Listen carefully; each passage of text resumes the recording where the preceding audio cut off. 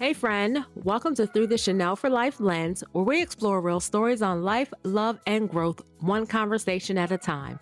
I'm your host, Nita, also known as Chanel for Life, and around here we live by the four S's. We show up, show off, show out, and most importantly, show love for life. Each week, we will dive into topics that inspire, challenge, and connect us because life is a journey and we're in it together. So get comfortable, turn the volume up, and let's get into it. Real conversations don't need filters, they just need the truth. Hey, friend, welcome back to Through the Chanel for Life lens. You already know what time it is. Today, we are diving into Nelly's Drink Champ interview. Yes, I know I'm a little late, but your girl was down and out and not feeling her best, but I am making my way back. And today, we're going to dive in, and trust me, it was well worth the wait because we have a few things to unpack here. So let's get into it. If you've been in these internet streets the past week or so, you know Nelly's Drink Champs interview had the timeline moving. All the clips, all the buzz, everybody talking about different things he said. But let's be real. The part that had the Chanel for Life audience locked in, that versus story, Nelly's version of the versus story, and some of the gaps that many of us pointed out in his version of it. But beyond that, I know this interview, from what I hear, I keep my ears to the internet streets. There were some mixed reviews about the interview itself. But to me, it was a real conversation. Just a man chopping it up with his boys. And when you take it for what it was, there were some solid gems in there. Today, we're breaking it down. The versus story, the unfiltered conversation, and the real takeaways about longevity, evolution, and staying relevant. And that seems to be a theme here lately. So let's get into it. First things first, the versus story. The moment that had everybody talking, mainly because we all were pointing out some gaps, turning a few side eyes, and really just laughing at the way Nelly told his version of the story.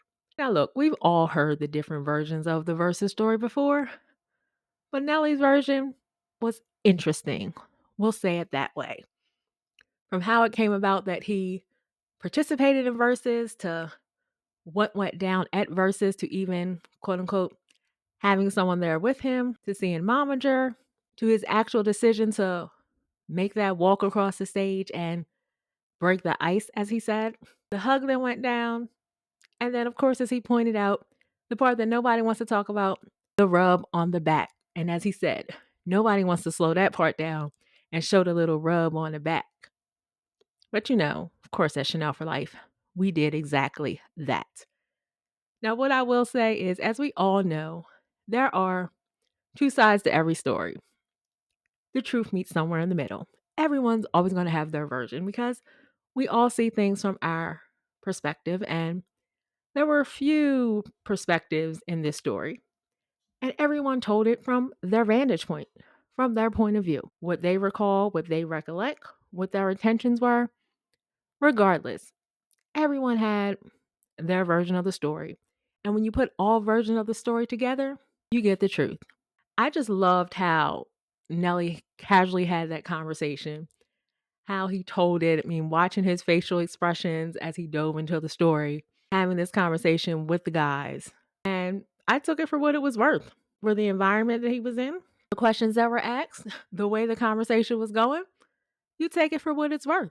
Did we go through and do our own Chanel for Life edit and piece it all together? Of course. We know what we've heard before from him telling the story at the baby shower. We've heard her side of it. We've heard a few different sides of it. So you piece it all together and you get the versus story. Then you add the edits that we do, you get the versus story. So I found the conversation enjoyable. I loved it. And I tell people my favorite part was when he said, "All right, now move along, Nori." That was kind of, okay, we're done talking about this. And the conversation shifted. But I also like how not only did Nelly tell his version of that versus story, but then as the conversation shifted and Nori started bringing up Fat Joe and then related Fat Joe back to verses, and Nelly was like, "I knew you was going somewhere with that." And pointed out that Fat Joe wanted his 20% of the baby, and Nelly's like, nah, I can't negotiate with that. But he shared with us that Fat Joe was always one of the people that was like, oh, y'all need to be together. You need to fix this. And that was just encouraging to me because I'm feeling that we're learning as Nelly and Ashanti are more public with their story, with their reunion, talking about it more, letting us in on different aspects of it. We're learning just how many people were rooting for them. As the public, they're strangers to us.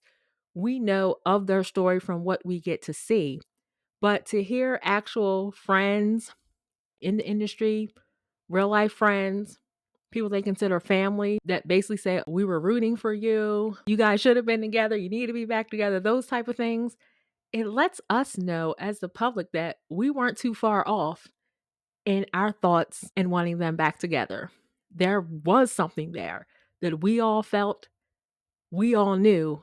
And to hear it basically confirmed by people around them, that's a good feeling because a lot of times we be way off, especially because, the public, we only get to see certain things. But to hear how many people just felt that missing link, and that's really what it felt like.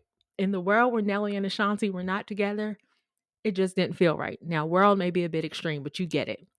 So to hear that people like Fat Joe were constantly telling Nelly, oh, you need to do this, and Nelly like, I ain't trying to hear that. Then Fat Joe like, oh, I'll call you. It just tells me those conversations went on for a while. And then everything came together on that VERZUZ stage during the Ekbit moment. At the end of the day, we know what we saw. We know what we heard in interviews shortly after VERZUZ and interviews that have come over the years and statements that have been made. But hearing Nelly's take on it on Drink Champs, that just made it even more interesting. Now, here's the thing. I heard a lot of different mixed reviews about this interview. Good, bad, indifferent. But to me, it was just a man sitting talking to his boys. The way I equate it is that a man going out with his friends, they going to the club, they going to go bowling, having a guy's night out. That's the type of conversation you're going to get. This was a conversation between men in their environment, drinking, smoking a little. And if you've ever been around a group of guys hanging out, then you know this is what you get.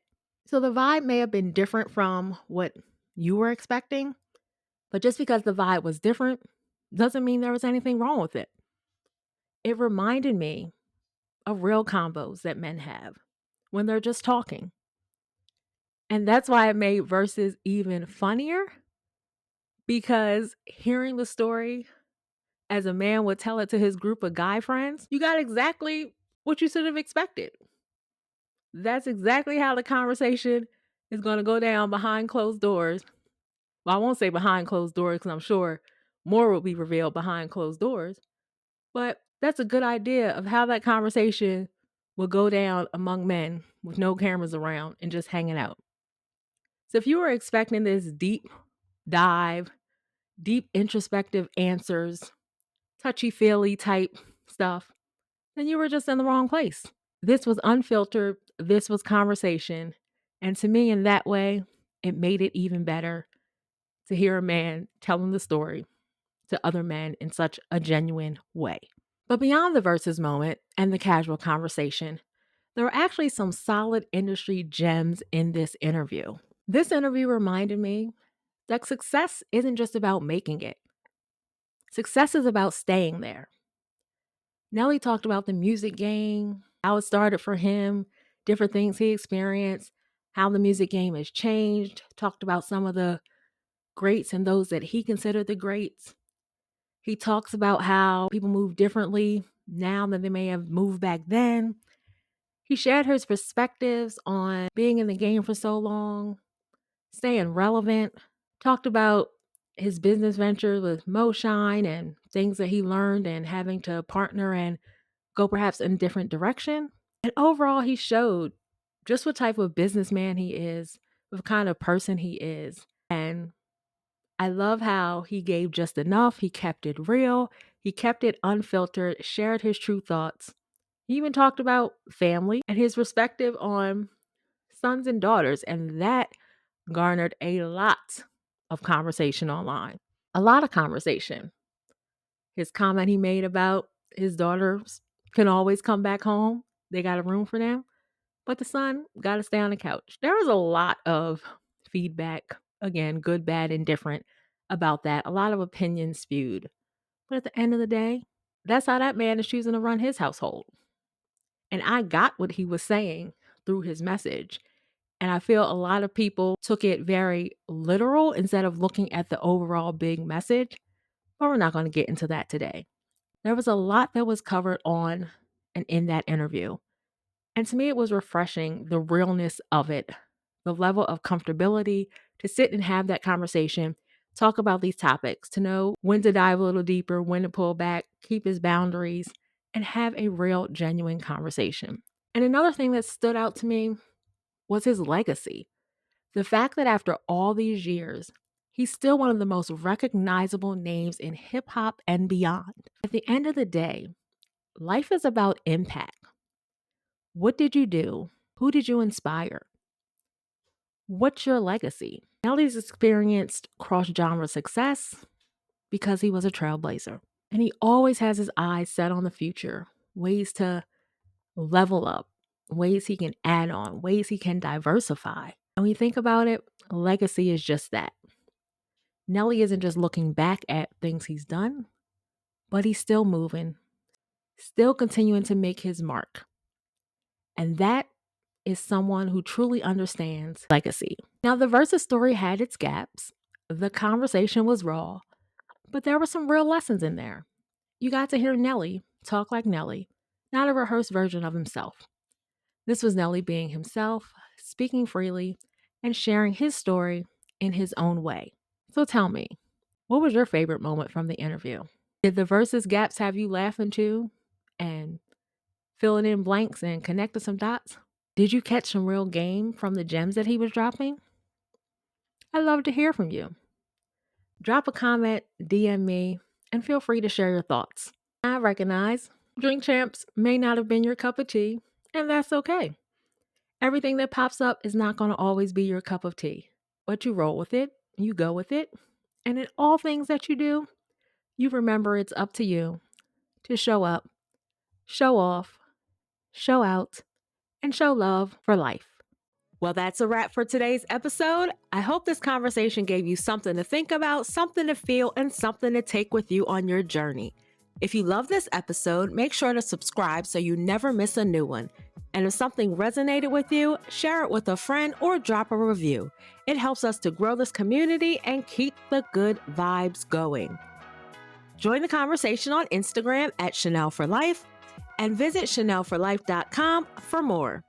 And remember, whatever you do in life, show up, show off, show out, and show love for life. I'll see you in the next episode.